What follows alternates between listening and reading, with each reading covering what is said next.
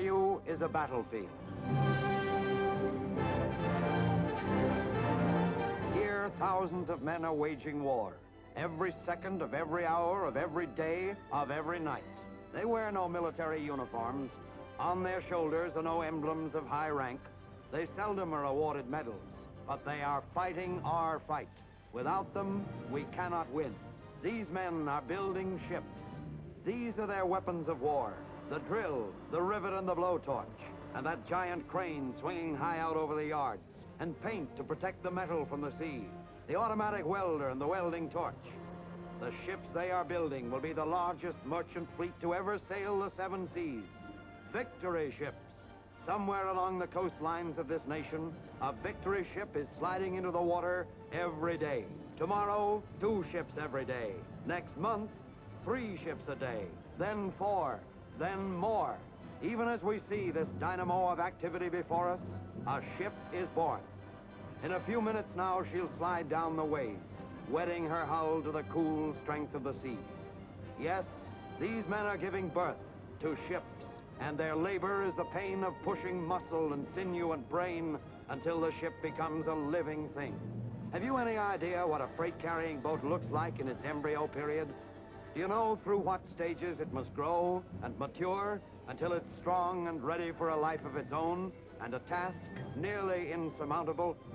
Well, there are tens of thousands of parts and fittings, materials and gadgets, nuts and bolts and miles of copper wire, and chains, endless rivers of chains shining like silver, and ventilators and winches and small valves and large valves and pipes, and 30-ton booms, cleats, steel flanges, shroud sockets, cable spools, flange fittings, and anchors that weigh 10 tons, anchors to ride our ships in every port, in every sea. You get the idea. Giving birth to a victory ship is a job for a lot of people who do a lot of work in a hurry, and do it well. I'll tell you something. Building a ship isn't just done here in the shipyard. A lot of other folks are building the same ship you saw, ready to slide into the water. Folks help build that ship that never set foot in a rowboat, or saw any water bigger than a mud puddle in their own backyard. See, listen, I'll tell you. It's the miners of America who are building these ships. They don't mine coal anymore. In Pennsylvania and Virginia, they're digging ships. And in West Virginia, Kentucky, Utah, Arizona, Idaho, New Mexico, Wyoming, Arkansas, where they mine bauxite, copper, mercury, manganese, tungsten, lead, gypsum. They're digging ships. Yep. And in some way, every state in the Union is building ships. Main engines come from Pennsylvania, boilers from New York, propeller line shafting from Delaware, propellers from Maryland, bells from Iowa, vents from Georgia, fittings from Kentucky, cargo winches from Minnesota, bleeder plugs from Tennessee, 30-ton booms and steel plate flanges from California, and on down the line. As many states as there are stars in the flag, giving birth to ships. Yes, and the people, every last one of them in these United States, are building ships. The aluminum pan Mother gave to the Boy Scouts is part of a cowling for a ventilator. The razor blades Dad saved are part of that steel hull. That old bathing cap Sis turned into the neighborhood filling station is part of the insulation on that wire cable. But now, ahead of schedule, this ship is waiting to be launched against the enemy. Let's not delay her launching 1 second more. The men are knocking the blocks from under her.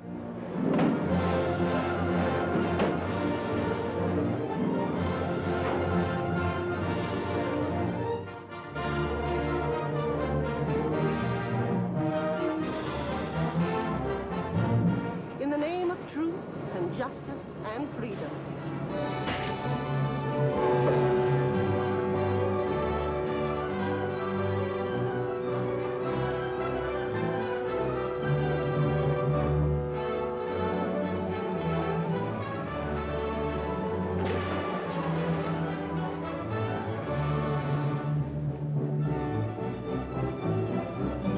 Even now, the keel of another steel fist that will smash the Axis is being laid. But for our ship, life has begun.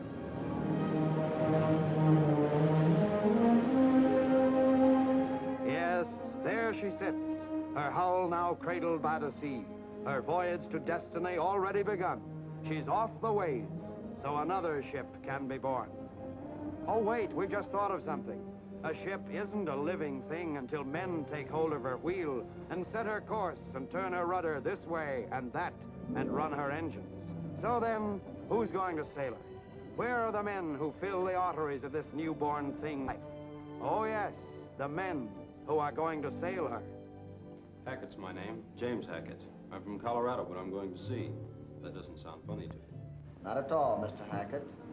They haven't any ocean in Colorado, but that isn't important.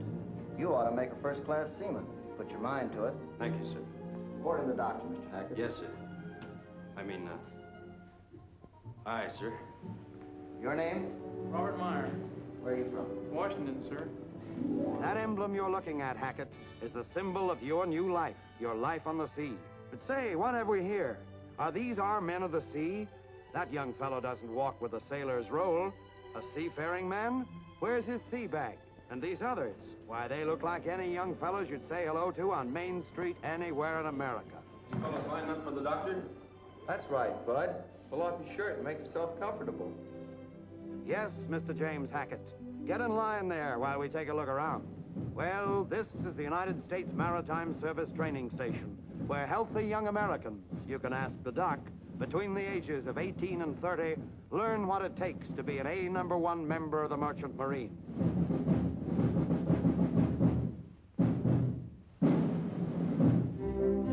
They come here from the plains of Kansas, the rice fields of Louisiana, the factory towns of Michigan, the lumberlands of Oregon, from all over this big, broad, beautiful country of ours.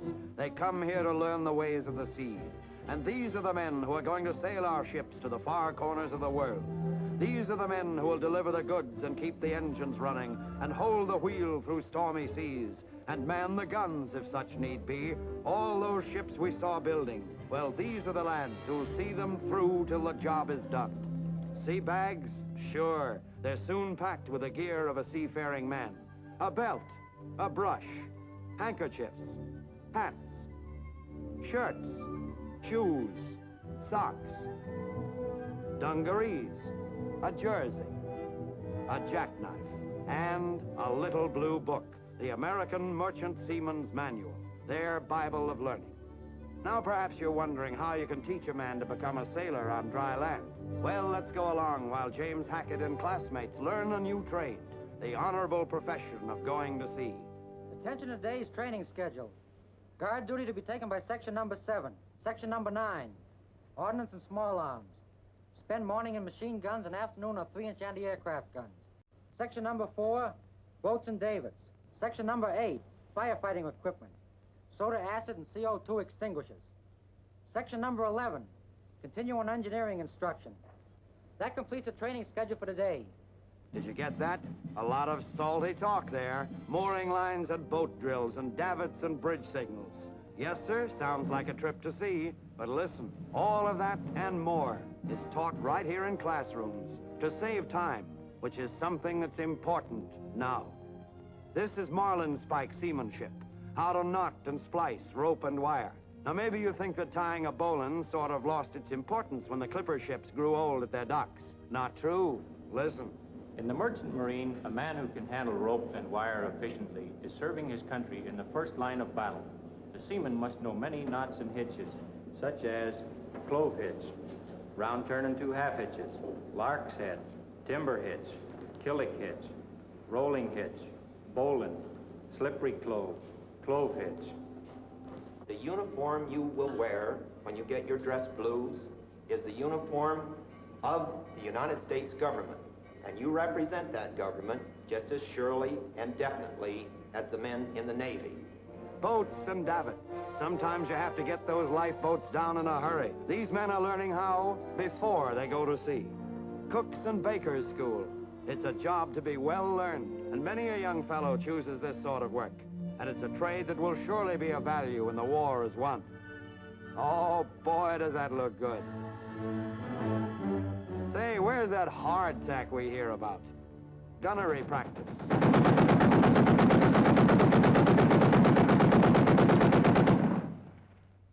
Part of the training of the men of the Merchant Marine of today is to familiarize them with the use of various types of guns.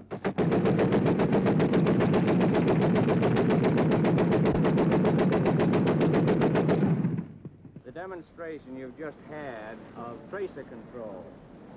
It's a method of fire control which is very important, used in both night and day. Yep, when these lads hit the deck, they'll know their way around. But what sort are these young Americans who, during a war waged with submarines and bombs and floating mines, choose to serve their country on the sea? Well, let's look in on James Hackett and a few of his classmates one evening about 6 weeks after they've entered maritime school. These lads have liberty. It means they're going off to visit a picture show or a date or a dance, or maybe to visit with their families. Blow the Man Down. Now that's a good old sea chanty. That song rang through the shrouds of the old clipper ships and kept time with the rattle of anchor chain. As I was a-walking down Paradise Street, way, hey, blow the man down, a pretty young damsel I chanced for to meet. Give me some time to blow the man down, says she to me, will you stand treat? Way, hey, blow the man down, delighted, says I, for a charmer so sweet. Give me some time to blow. But James Hackett and the others? Why, they're getting ready to go someplace, too. Listen. Well, Hackett, do you think you're going to get seasick? Yeah, how about that, Hackett? Well, if any of you fellows want to lay any bets. You're liable to find it's a lot rockier on a boat than being back in the Rocky Mountains. How'd you happen to leave those big old mountains, son? Even when I was a kid, I used to look at the mountains back home and think of the sea. That may sound kind of funny to you, but sometimes when I'd go on a hike with my pals, we'd go to the top of a big mountain, and I'd look way out to the west. When it gets real blue, just where the farthest range meets the horizon, I'd imagine that was the ocean. You know what? I could darn near smell the ocean. Yes, sir. Getting on that ship tomorrow is going to make up for a lot of years. Just thinking. As I was a-walking down Paradise Street, way, hey, blow the man down, a pretty young damsel I chanced for to meet. Give me some time to blow the man down. Seems that Mr. James Hackett and friends are going someplace on a ship. Ah, you're thinking about that other ship, the one we left at the dock, the one the whole nation built. Well, we'll catch up with her later on. Meantime, James Hackett and a couple of hundred other maritime trainees are boarding this ship, the American Sailor. Here they'll finish their schooling in what every young merchant seaman should know. And on this ship, they'll put into practice the classroom study they've undertaken in the last 6 weeks. So this is their training ship, so aptly named. And there goes the gangplank. Let go the headlines, pull the spring.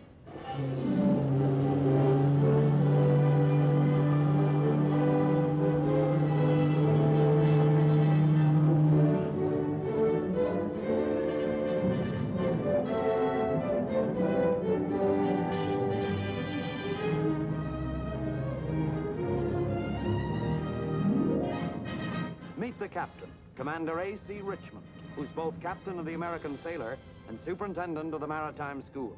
And now the American Sailor is pointed to far horizon, and there's a promise of busy but happy hours ahead. A new day as the bosun's whistle sounds morning colors.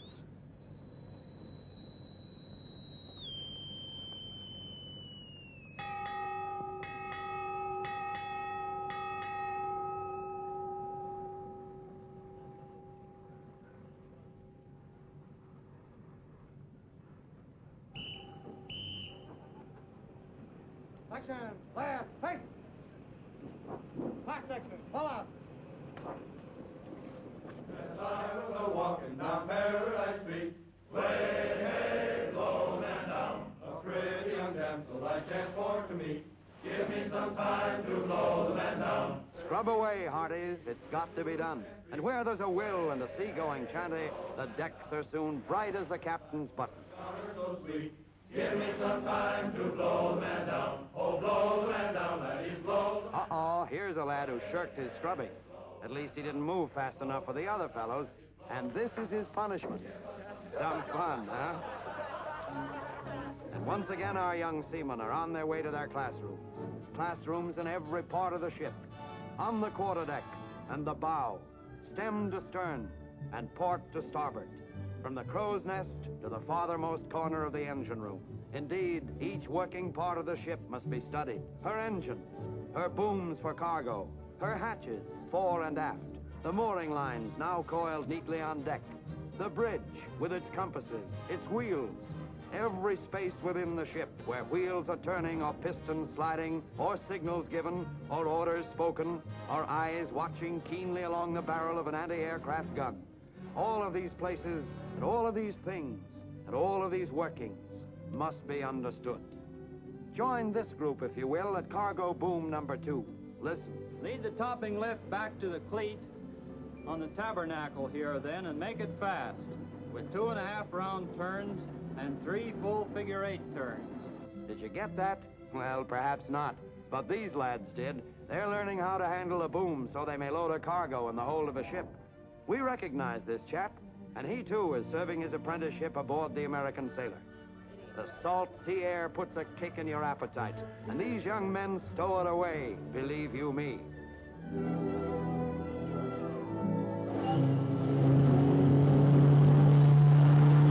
What's up? That long, steady blast on the ship's whistle. It means danger. It means take to the lifeboats, abandon ship.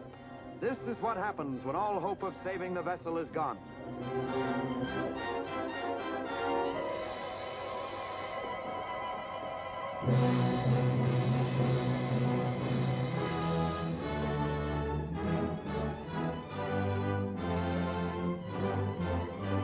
But how smartly they lower the lifeboats into the water. Now that's a record. In little more than a few seconds, they're clear of the ship, pulling away Bristol fashion. And the oars in the hands of these young huskies bite firmly into the weight of the salt sea water. In case you're wondering, that dummy is used for man-overboard drills aboard the American Sailor. How do you like that? All that trouble to get him out of the water. What the heck, fellas? Throw him back in. And the men row back to the ship as the signal flags are run up on their halyards and we're underway again. We're standing on the bridge now, and it's what you might call a sacred place. This is the captain's own domain. That's him right there. Go ahead. Head full, sir. From this vantage point, he directs every movement of his ship. These young merchant seamen who come to the maritime school, I watch them finish their classes ashore and then aboard this ship, some of them going to sea for the first time. I marvel at how quickly they understand. I admire their alertness and the way they take hold of their new jobs. And I know that they're going to make good on the big job ahead. For these lads are going to sail the ships of our merchant marine over 3/4 of the Earth's surface. They're going to sea to win a war. But when it's over, they'll be the men, and many of them the officers, of the greatest merchant marine our nation and the world has ever known.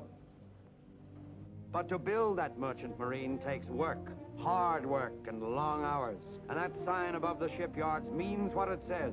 There's no speed limit to work. So we're back where we started, where the men on the docks are working to turn out victory ships in a shorter and shorter time. And there is the ship we left waiting at the dock. And here are the men who are going to sail her. Bill Nugent, sir. Lieutenant Cumberton. Leon Craig, sir. Joe Taft, sir. Just as this victory ship was built by people in every state, in every city, town, countryside, so these lads come from every section of the country. James Hackett, sir. Hackett from Colorado, Halloway, Texas, Rosinski, the Bronx. Johnson, that would be Minnesota. Yes, it's just the same as a flag flying at the quarterdeck.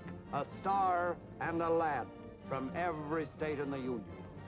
If you don't mind, James Hackett, we'd like to stick around these last few minutes to inspect your cargo. Uh-huh.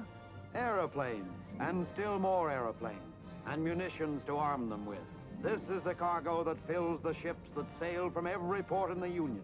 Ships bound across the Pacific, the Atlantic, or down the coast to our neighbors in the South. wherever the armies of the United Nations are fighting for freedom and for liberty. The cargo that will help us win. Implements of war they are today, but tomorrow, implements of peace.